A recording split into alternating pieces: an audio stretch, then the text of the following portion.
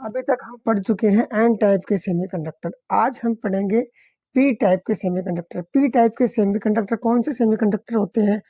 जिनके अंदर जो इम्प्योरिटी एटम मिलाए जाते हैं वो ट्राइवेलेंट होते हैं। मतलब जैसे आपके जर्मेनियम और सिलिकॉन के क्रिस्टल में जो भी इम्प्योरिटी एटम हम मिलाएंगे वो ट्राइवेलेंट होंगे। संयोजकता कोष यानी कि बाहर वाली जो वैलेंस शेल है उसके अंदर 3 संयोजी इलेक्ट्रॉन होंगे, उन्हें हम कहते हैं ट्राइवेलेंट। जैसे कौन से हो गए? जैसे बोरोन, एल्यूमिनियम, इंडियम, ईटीसी। जो भी थर्ड ग्रुप के मेंबर है पीरियोडिक टेबल के, वो जब जर्मेनियम और सिलिकॉन के अंदर मिलाएंगे हम, तो उसे हम कहते हैं पी टाइप का सेमीकंडक्टर। अब हम देखते हैं जब स्मॉल अमाउंट के इम्प्योरिटी एटम सिलिकॉन और जर्मेनियम के प्योर क्रिस्टल के अंदर ऐड किए जाते हैं तो क्या होता है? जब स्मॉल अमाउंट की जो इम्प्योरिटी है वो जब सिलिकॉन और जर्मेनियम के क्रिस्टल में मिलाई जाती है तब क्या होगा वो देखते हैं। हम क्या देखते हैं, हमने ले लिया क्या? प्योर जर्मेनियम का क्रिस्टल, उसके अंदर हमने ट्राइवेलेंट इम्प्योरिटी के रूप में मिला दिया बोरोन। तो ये क्या करेगा? यहाँ पर बोरोन आ गया। अब बोरोन ट्राइवेलेंट है, मतलब इसके बाहर वाले कोष में, संयोजकता कोष में 3 इलेक्ट्रॉन है। बोरोन के जो 3 संयोजी इलेक्ट्रॉन हैं वो अपने पड़ोसी जर्मेनियम के साथ एक एक इलेक्ट्रॉन का आदान प्रदान करके क्या बना लेंगे? कोवेलेंट बॉन्ड बना लेंगे। लेकिन क्या होगा, अब एक जगह क्या होती है? खाली रह जाती है। खाली रह जाती है जहाँ पे हमने को डिफिशियंसी, इलेक्ट्रॉन की कमी दिखाई देती है। इस इलेक्ट्रॉन की कमी को हम होल कहते हैं। क्यों? इसके पास 3 ही इलेक्ट्रॉन है, वो तो कोवेलेंट बॉन्ड बना लिया, अब चौथा इलेक्ट्रॉन है ही नहीं, मतलब इलेक्ट्रॉन की यहाँ पर कमी है। इलेक्ट्रॉन की यहाँ पर कमी है। इस कमी को हम क्या बोलते हैं? होल बोलते हैं। देखा, जो वैलेंस इलेक्ट्रॉन है 3 जो वैलेंस इलेक्ट्रॉन है किसके? आपके इम्प्योरिटी के।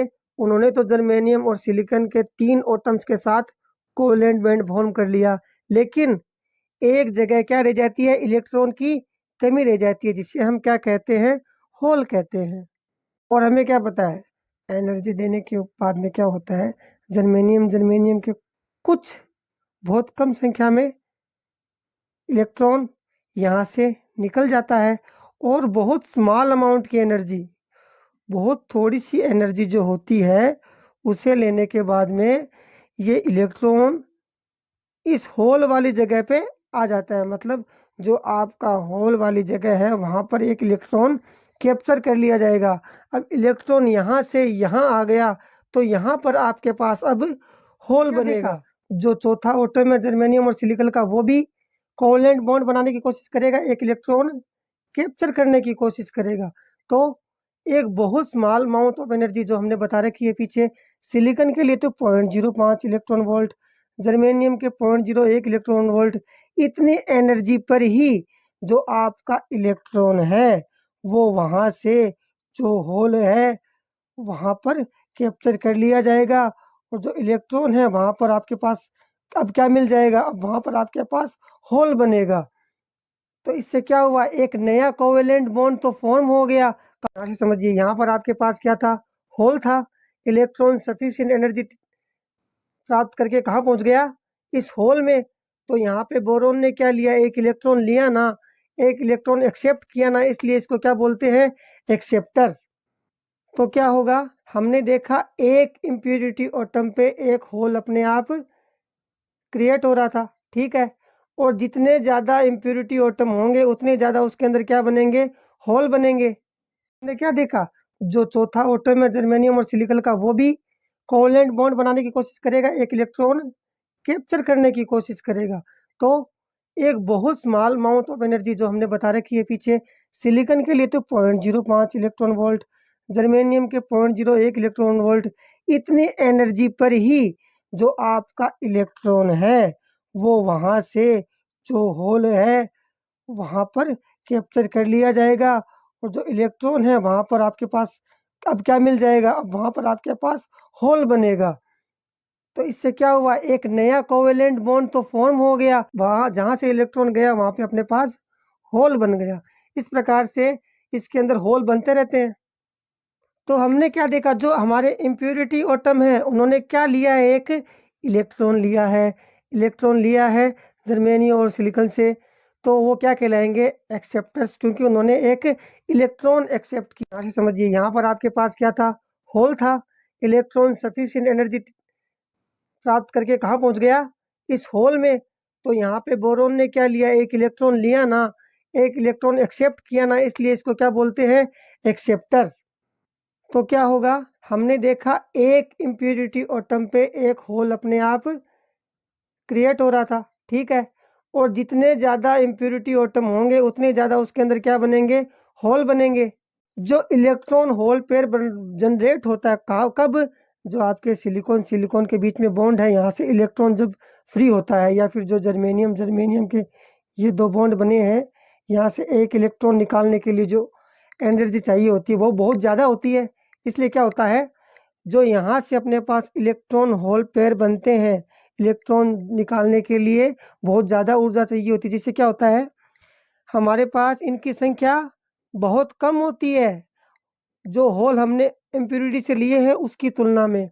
मतलब जो सिलिकॉन सिलिकॉन सिलिकॉन और जर्मेनियम जर्मेनियम कोवैलेंट बॉन्ड को एनर्जी दे के इलेक्ट्रॉन को निकाल के जो इलेक्ट्रॉन होल पेयर जनरेट हुए हैं, उनकी संख्या होल्स की तुलना में बहुत कम होती है। इसके अंदर मेजॉरिटी चार्ज कैरियर्स होते हैं, और क्योंकि ये पॉजिटिव चार्ज कैरियर्स होते हैं, इसलिए इनको हम क्या बोलते हैं?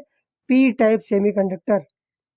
तो जो एक्सेप्टर एनर्जी लेवल है, जो आपके एक्सेप्टर एनर्जी लेवल है, वो फॉरबिडन एनर्जी इंटरवल में वैलेंस बैंड से, वैलेंस बैंड जो आपका होता है उससे थोड़ा सा ऊपर यहाँ एग्जिस्ट करते हैं। ये हम देखेंगे आगे, इसके अंदर देखते हैं, समझते हैं। ये रहा आपका वैलेंस बैंड। इसके अंदर क्या होते हैं? सिलिकॉन सिलिकॉन और जर्मेनियम वाले वो क्या होते हैं? इलेक्ट्रॉन होते हैं, ठीक है। बहुत कम, ये कितनी एनर्जी है? थोड़ी सी एनर्जी पर इसके अंदर ये इलेक्ट्रॉन किस में चले जाते हैं? हमारे जो एक्सेप्टर एटम उसमें चले जाते हैं ना। यहाँ से यहाँ जाने के लिए, ऊपर कंडक्शन बैंड में जाने के लिए एनर्जी चाहिए होती है 0.7 इलेक्ट्रॉन वोल्ट। किसके केस में? जर्मेनियम के केस में। एक्सेप्टर एनर्जी लेवल बन रहा है वो वैलेंस बैंड के ऊपर बन रहा है। क्यों बन रहा है? हमें पता है, जो वैलेंस बैंड के अंदर इलेक्ट्रॉन है उसको बहुत थोड़ी सी ऊर्जा देने पर ही ये कहाँ पे चले जाते हैं? जो आपके इम्प्योरिटी एटम होते हैं उसकी जो प्योरिटी एटम के अंदर जो जगह खाली है, जो इलेक्ट्रॉन की डिफिशियंसी है, वहाँ चले जाते हैं। तो थोड़ी सी एनर्जी पर ही ये कहाँ पर चले जाएंगे? इलेक्ट्रॉन यहाँ चले जाएंगे। इसके अंदर ये इलेक्ट्रॉन यहाँ चले जाएंगे, ठीक है। यहाँ चले जाएंगे तो इसका एनर्जी लेवल कहाँ होगा? एनर्जी लेवल इसके पास में कहीं 0.0 इलेक्ट्रॉन वोल्ट, ऐसे ही इसके अंदर जो आपका वैलेंस बैंड है उसके पास में कहीं होगा ना। तो हम देखेंगे क्या? यहाँ से यहाँ तो इलेक्ट्रॉन चले जाएंगे, पीछे क्या बन जाएंगे? होल, ठीक है। तो होल की संख्या क्या हो गई? यहाँ पे देख लो, अगर 4 गए तो 4, ठीक है।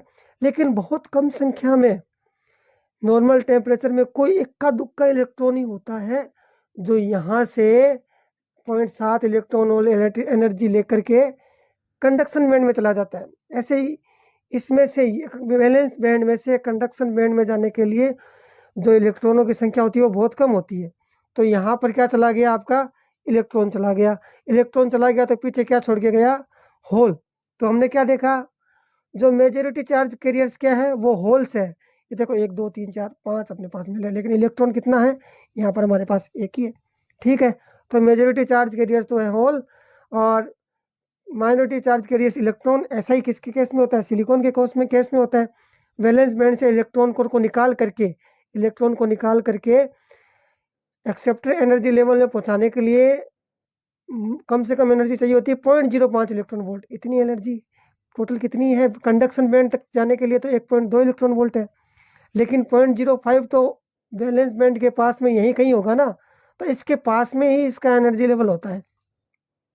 तो दोनों सेमीकंडक्टर है, एन टाइप और पी टाइप, दोनों इलेक्ट्रिकली न्यूट्रल रहते हैं। कैसे? जैसे एन टाइप के अंदर तो अपने पास क्या मिलता है? एक इलेक्ट्रॉन। किससे? इम्प्योरिटी एटम से।